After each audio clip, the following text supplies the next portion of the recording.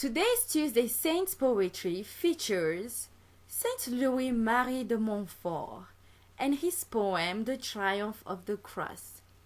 Saint Louis Marie de Montfort has written incredibly about Our Lady, the Blessed Mary, and has showed us how with her we can love more Christ. Such he is credited for book titled True Devotion to Mary, The Secret of the Rosary, The Secret of Mary, and plenty more. The Triumph of the Cross. Here we go. 1. The cross in mystery is veiled for us below.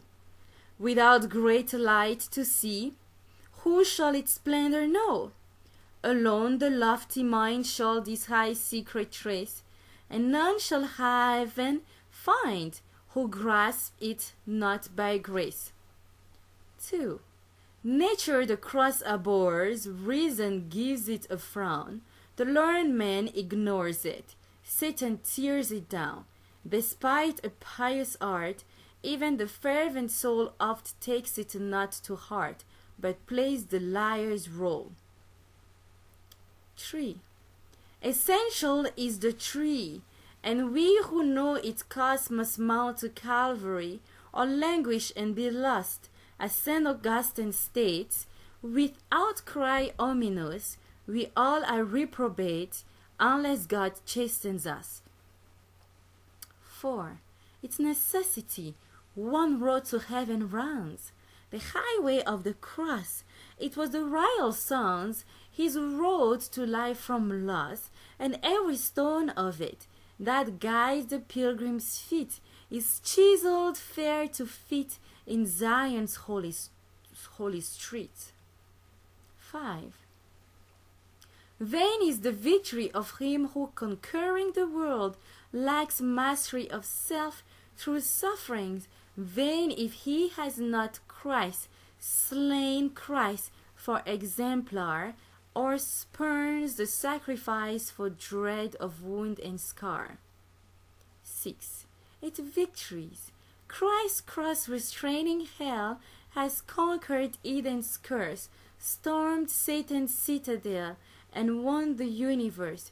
Now to his faithful band he gives that weapon bright, to arm both heart and hand against the evil sprite. 7. In this auspicious sign thou shalt be conqueror, said he to Constantine, who that proud standard bore, a glorious augury, of whose prodigious worth the records all agree in heaven and on earth. 8. Its glory and merit. Despite deceitful sense and reason's fickle shift, the cross with confidence we take as truth's own gift. A princess there we see, in whom let faith confess, we find all charity, grace, wisdom, holiness. 9. God's love could not resist such beauty or its plea, which bade him keep a tryst with our humanity.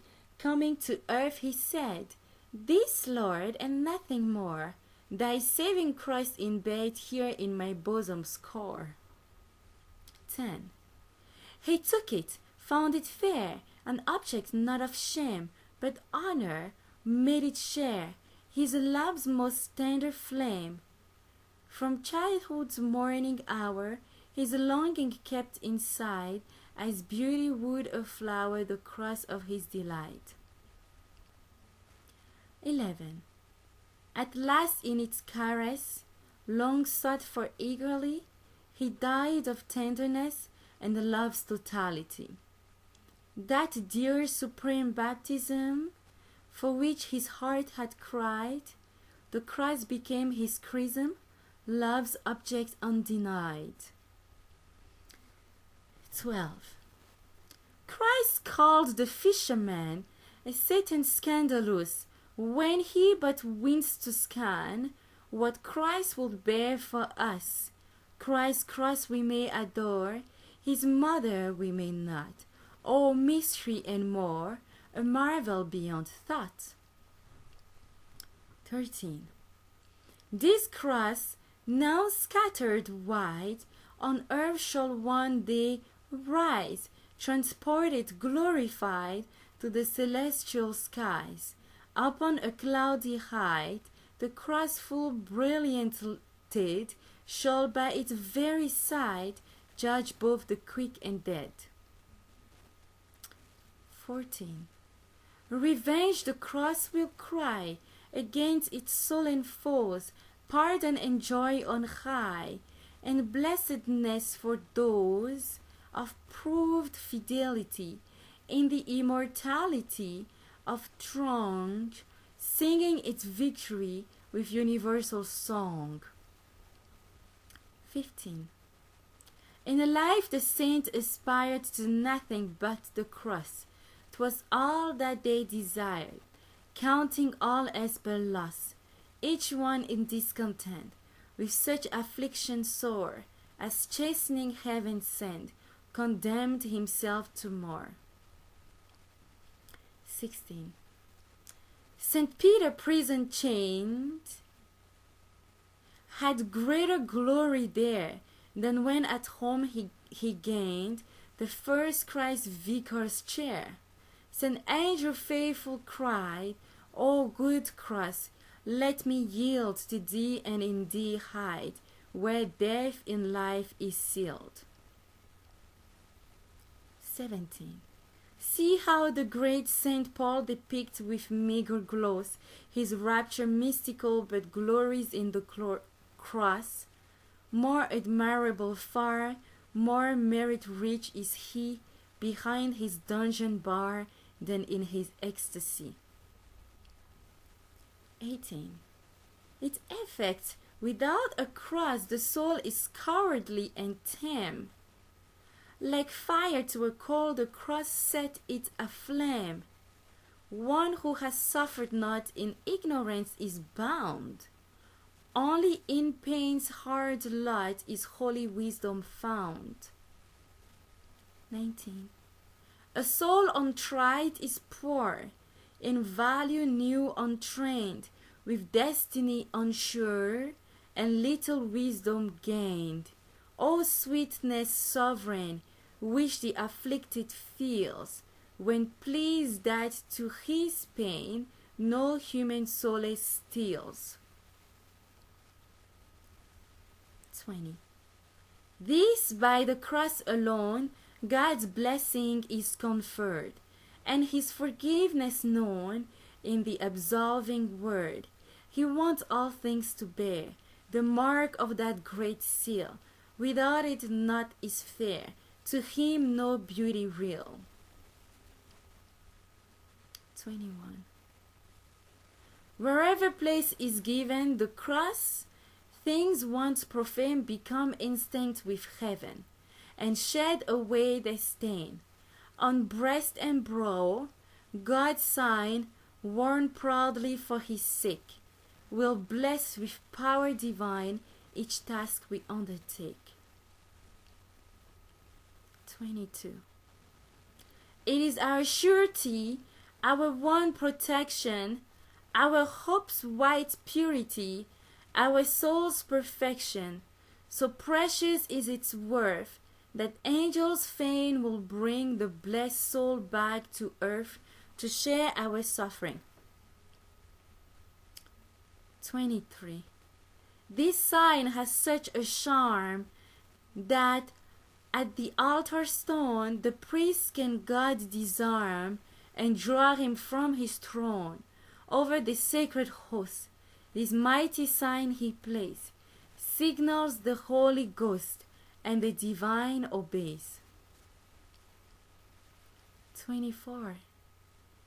With this adorable sign, a fragrance is diffused, most exquisite and fine, a perfume rarely used. The consecrated priest makes him this offering, as incense from the east meet crown for heaven's King. 25. Eternal wisdom still sifts our poor human dross.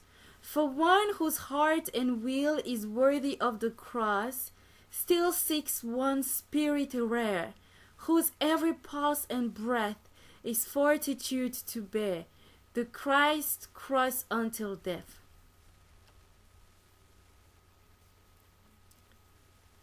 26. Ardent apostrophe. O cross, let me be hushed in speech I thee abase. Let my presumption crush its insolence erase. Since thee I have received imperfectly in part, forgive me, friend, aggrieved for my unwillingly heart. 27. Dear cross, here in this hour I bow to thee in awe. Abide with me in power, and teach me all thy law. My princess, let me glow with ardor in thine arms. Grant me to chastely know the secret of thy charms. 28. In seeing thee so fair, I hunger to possess thy beauty, but I dare not in my faithlessness. Come, mistress, by thy will, arouse my feeble soul, and I will give thee still a heart renewed and whole. 29. For life I choose thee now, my pleasure, honor, friend, sole object of my vow, sole joy to which I tend. For mercy's sake, trace yourself upon my heart, my arm, my forehead, face, and not one blush will start. 30. Above all I possess, I choose thy poverty, and for my tenderness, thy sweet austerity. Now be thy folly wise, and all thy holy shame as grandeur in my eyes, my glory and my fame. 31. When by your majesty and for your glory's sake you shall have vanquished me, that conquest I shall take as final victory, though worthy not to fall beneath thy blows or be a mockery to all. This was The Triumph of the Cross by Saint Louis Marie de Montfort. Thank you for listening, and I will see you next Tuesday.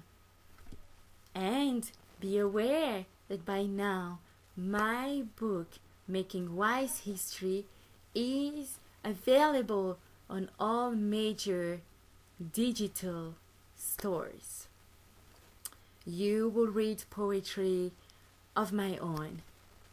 Until then, every Tuesday, I will share with you poetry by those who have inspired me. Speak with me the language of the saints. That was Tuesday Saint Poetry. Thank you.